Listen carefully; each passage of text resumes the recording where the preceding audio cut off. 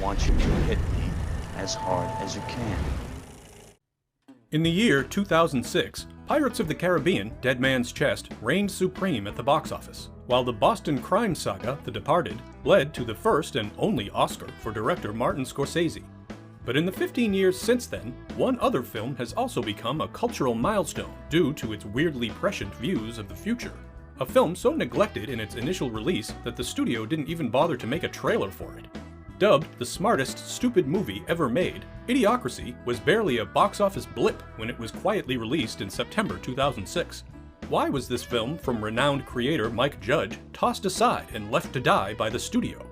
Mutilate your thirst as we find out what the f*** happened to this movie.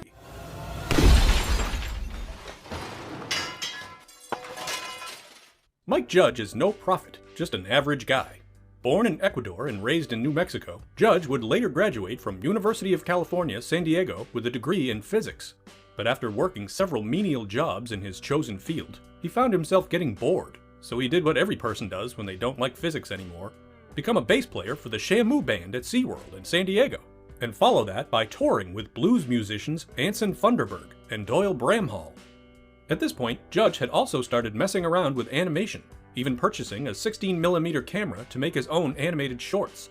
This led to the creation of Frog Baseball, based on a conversation he once overheard where two people actually discussed such a thing. Judge thought to himself, who the hell would do that? How about Beavis and Butt-Head? This short, which aired as part of the MTV series Liquid Television, was so popular that it led to MTV signing Judge to create the now iconic series, Beavis and Butt-Head. The show aired nearly 200 episodes in the span of just 5 years, with many critics accusing the show of being responsible for the dumbing down of America. You're a stupid dumbass. That controversy didn't matter, as Beavis and Butt-Head has become one of television's longest-lasting properties, with a successful theatrical film in 1996, a new season in 2011, and more soon to come. Judge would make the leap to live action with Office Space, based on his animated Milton shorts, another case of the creator taking inspiration from real life. The character was based on an actual man he had worked with in his engineering days. Judge noticed that no one would ever talk to the man, so one day he stopped and said hi, and that simple gesture gave the man the audience he had been waiting for to unload all of his frustrations, including a threat to burn the building down if they moved his desk again. Even though we now think of Office Space as a modern classic, it was actually a blink-and-you'll-miss-it affair. Even before its release, the studio showed very little faith in the film, telling Judge he needed to amp up the energy and get rid of the gangster rap. Leading up to its release in February 1999, the marketing left a lot to be desired, with Judge and several cast members absolutely hating the theatrical poster of a man covered in post-it notes, making it look more like an ad for Big Bird or Office Depot, not a comedy film. Office Space would only make $10 million in theaters. One studio head reportedly told Judge, "Nobody wants to see your little movie about ordinary people and their boring little lives." Even though Office Space crashed and burned theatrically, it quickly gained a following on home video, particularly with viewers who could sympathize with its eerily accurate depiction of 9-to-5 cubicle life. Because of that eventual success, 20th Century Fox was anticipating Judge's next project. It took a few years, but eventually Judge pitched his idea for Idiocracy. The concept of a society that gradually gets dumber is actually not a new one, previously explored in stories like Cyril M. Kornbluth's 1951 short, The Marching Morons. But Judge credited his inspiration for the idea to a trip he once had taken to Disneyland. While he and his daughter stood in line waiting for a ride, two nearby women, each with children in strollers, began arguing loudly and screaming profanities. This prompted Judge to think, is this the future Walt Disney had envisioned for his theme park? He also thought about the movie 2001: A Space Odyssey, contemplating a different futuristic setting where, instead of the monolith and everything being pristine and advanced, what if it was the Jerry Springer Show and giant Walmarts?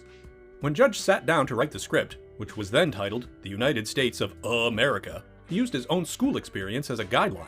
When a teacher would be disappointed in the class's test scores and point out that Judge was the only student who did well, the other school kids would be furious and say, "We are going to beat the shit out of you after class." So when writing the movie, he essentially imagined his junior high class taking over the world. Once the production got rolling, the film's cast came together quickly, with Luke Wilson as ordinary guy Joe Bowers, later known as Not Sure, a remarkably unremarkable Army librarian, selected for a suspended animation experiment that goes wrong. He's joined by SNL regular Maya Rudolph as prostitute and future First Lady Rita, Dax Shepard as avid TV watcher and lawyer Frito Pendejo, and Terry Crews as President Dwayne Elizondo Mountain Dew Herbert Camacho, a role he auditioned for several times, even telling the casting director, "If you can find anyone better than me for this role, cast him immediately." The movie, tentatively retitled 3001, filmed around Texas in 2004. According to the cast and crew, it was a relatively straightforward and fun shoot. But behind the scenes, Judge was dealing with headache after headache from the studio. The budget was only a few $1,000,000, but they were nickel and diming him, refusing to pay for several visual effects shots. This resulted in Judge asking his friend Robert Rodriguez to do some of the shots, which the filmmaker kindly supplied free of charge. Another hassle Judge experienced was making sure his futuristic movie actually seemed like it was set in the future, which meant choosing wardrobe that could be plausible 500 years from now. One day, the production's costume designer brought in some clunky footwear that was made of plastic. Judge thought, "Look at these stupid plastic shoes, you'd have to be an idiot to wear them." He was wary of using them in the film out of concern they could actually become popular by the time it was released, but he was assured that could never happen. Cut to 2 years later, and Crocs were everywhere. Another time Judge wasn't far off from reality was when he shot 2 minutes of just a bare butt for the movie within a movie titled simply Ass. The crew went to a reform school and used 250 students for a scene where a packed movie theater audience can't stop laughing at this quote-unquote film. Judge assumed he would have to direct the crowd, since a movie featuring just a flatulent butt surely wouldn't make any sense without context. To his surprise and dismay, the audience all started laughing without direction and couldn't stop.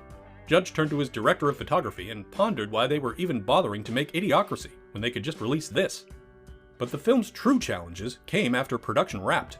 Test screenings began in March 2005, yielding some pretty terrible results. The cast and crew reconvened for reshoots to address some of the problems, and the second round of test screenings garnered much higher results. Judge and the studio butted heads over how to market the movie. Judge felt burned by how Fox mishandled Office Space and didn't want the same fate for Idiocracy. He said the studio was treating it like some kind of deep what if time travel was real movie, and not what he said it actually was, the story of an average guy who winds up in a stupid future. Azang essay. With Office Space a newly minted cult hit and Beavis and Butt-Head still popular, you might think Fox would have launched a heavy marketing campaign to let the world know something new was coming from Mike Judge. And yet, for months, silence. Idiocracy sat on the shelf for over a year, and no one involved with the film knew what was going on. Judge speculated that with Office Space, the studio spent millions on advertising, only for the film to fail theatrically but become a hit on home video. And perhaps the studio was thinking the same thing would happen with Idiocracy, so why spend money to promote it? Others claim that Fox was simply disappointed because they were under the impression that Idiocracy was going to be dumb yet funny, like Beavis and Butt-Head, and instead what they got was a funny movie that makes fun of the dumb.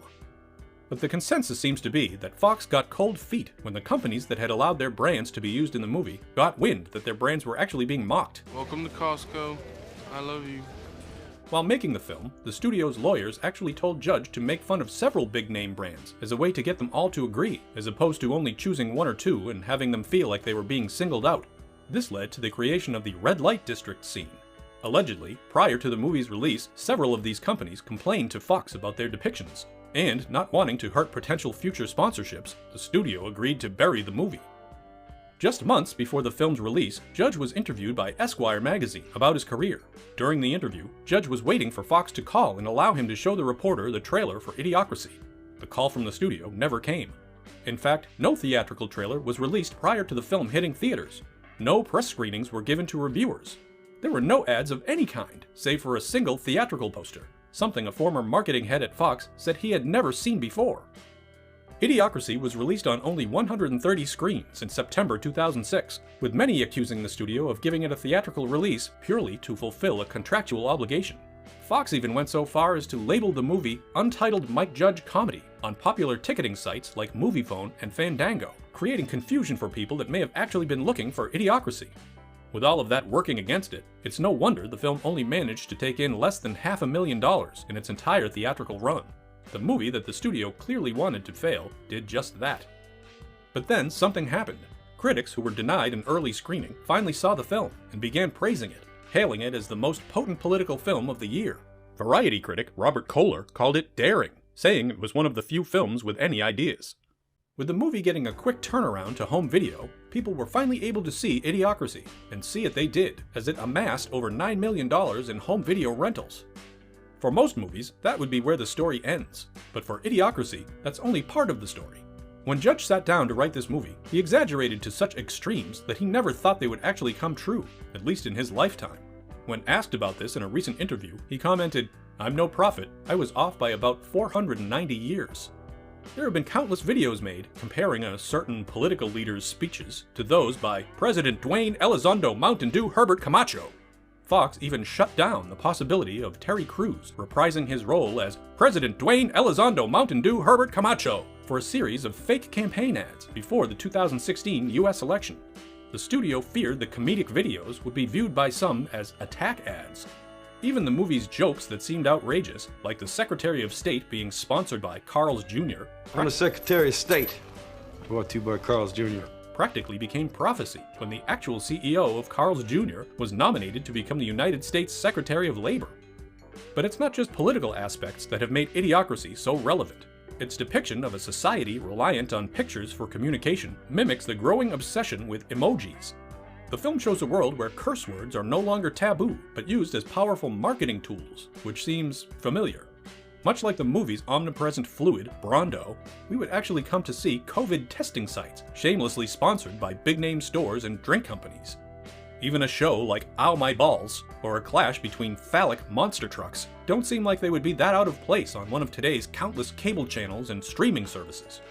Corporate mega mergers, like the movie's AT&T, Time Warner, Taco Bell, have practically become reality.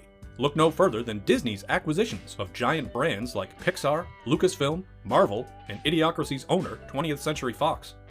Perhaps most outlandish of all was the movie's concept of coffee shops that also offered sexual favors. Man, I could really go for a Starbucks, you know? Yeah, well, I really don't think we have time for a hand job, Joe. Who would imagine that would become a real thing? And yet there's the real-life Fellatio Cafe, located in Geneva, Switzerland. Sure, it's not Starbucks, but are we really that far off? In 2017, Mike Judge was being interviewed on the Sony lot by the New York Times. Tom Rothman, head of Fox at the time of Idiocracy's release, interrupted them to admit that Idiocracy's failure was entirely his fault, to which Judge quickly replied, "I agree." Rothman said that Judge and the film were ahead of their time, and perhaps the movie was made 10 years too early. The past few years have seen a rise in comparisons between Idiocracy and the real world. Even the respected Time magazine published an article titled, "We Have Become an Idiocracy." The term has become so much more than just the title of a great movie. It's now used regularly when something moronic happens, and the press dubs it an Idiocracy moment. 3 years after Idiocracy, Judge would return to directing with the comedy Extract, which he financed independently after learning his lessons dealing with studios. Otherwise, he's been busy with the short-lived animated show The Good Family, creating the hit HBO series Silicon Valley, and more adolescent debauchery with new Beavis and Butt-Head material. Mike Judge has said that with Office Space, it was such a sweet success when it found an audience after the fact. But with Idiocracy, he doesn't feel that same sense of pride, because that film's success has come at the expense of the dumbing down of America. After all, he never dreamed he was making a documentary. And yet, here we are. Thank you for watching. If you like what you see, please subscribe to our JoBlo Videos channel, tell your friends who like this sort of content, and turn on the bell to receive notifications for all our latest videos. We are an independent company, and we appreciate your support.